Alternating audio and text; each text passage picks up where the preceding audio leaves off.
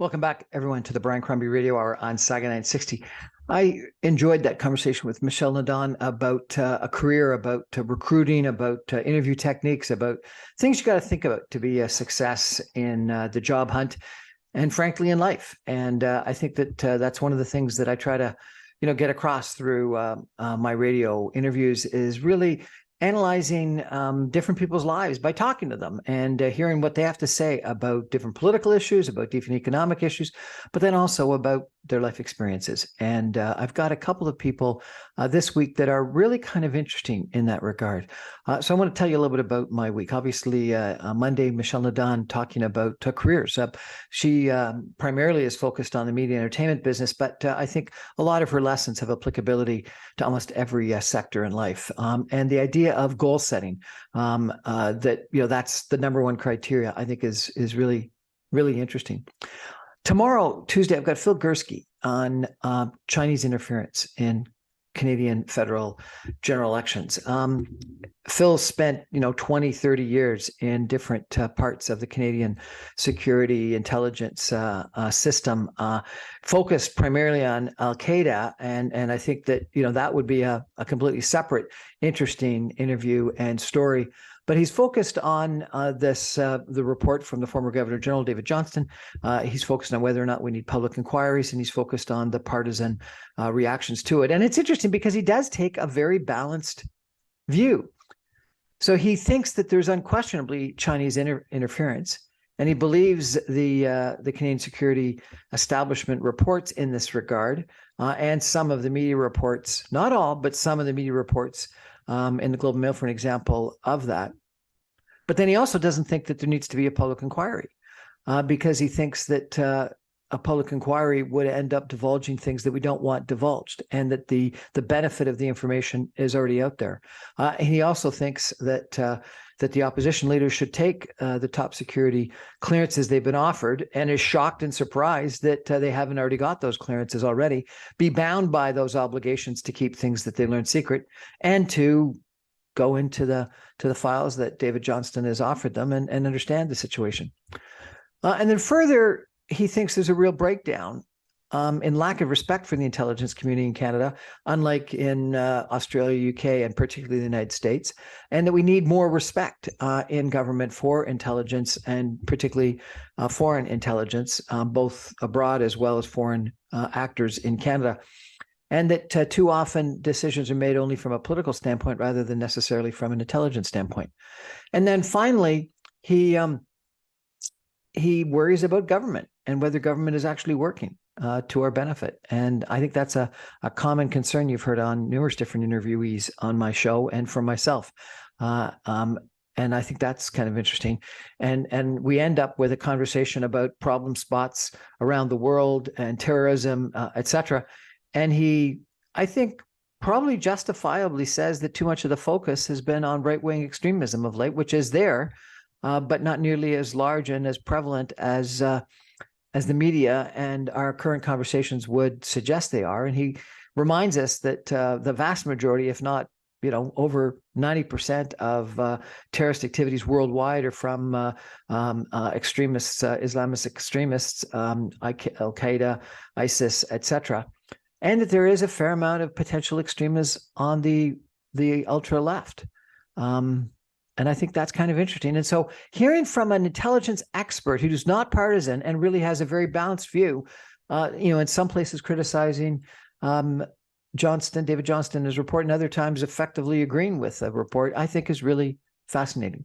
On Wednesday, I've got Amanda Klukovich, who is an Economic Development of Canada person who is responsible for really helping companies succeed in their export. And we talk about how important exports are to Canada. We talk about the economy. We talk about EDC, and we just talk about small businesses and how they're going to be successful. And I think that's kind of interesting because small, medium-sized businesses and exporting outside of Canada into the international environment are so critically important to all of us, whether it be from a job standpoint or from our business's standpoint or from the general economic standpoint. And it's a real pleasure chatting with someone so dynamic and so interesting, former chef who wants to really benefit companies and their growth aspects.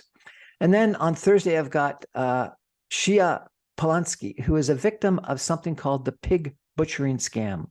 Let me tell you, this is one of the most shocking conversations I've had with an individual who seems like he's got it all together. He's a Thai massage, yoga, etc. expert. He seems like he's all together. He knows what it's all about. But he got caught up in a romance scam with someone that stole his life savings, and then he went. He didn't question it effectively until he went and he described what was happening to a couple of her friends. They Googled it and found a whole bunch of references, which I did when I just Googled it, to something called the pig butchering scam. Hogs get fat, pigs get butchered. And it's crazy that this would happen at all, but particularly to such a nice guy. So it's a story that anyone who is online and meeting new friends online, whether it's through dating apps as he did, or just through other social media interactions, worthwhile listening to. And then Friday got Tracy Lamore, if you want to pronounce it differently, who just came back from Cannes Film Festival. And this is a young lady who I met, maybe a decade ago or 7 years ago, when she was very involved in politics and LGBT rights and things like that in southwestern Ontario. And she got very politically active in that and some other issues, and parlayed that into creating an international, successful public relations publicist business. And she's just one of these people that can reach out and interact with and connect with and make friends with almost anyone. And so I think it's kind of interesting because, I've got a career coach. I've got someone who talks about intelligence and how critically it is. I talk about business and how you got to trade and you got to be involved in the internet. But then someone who got scammed by it, and so therefore be careful. And then someone who just gets out and connects. And I think that, it's an interesting array of different people that I'm interviewing this week, and good stories for you. All my stories from last week and for the last, 2.5 years are all online on briancrombie.com. Last week I had Katie Wheatley talk about ESG, environment, social, and governance. That was kind of interesting. Anthony Fury, who's a candidate for mayor of Toronto, who really, I thought, we had a great conversation. We reviewed a whole bunch of interesting policies. He probably isn't one of the top couple, but, really smart guy and really, really articulate guy, someone worth listening to.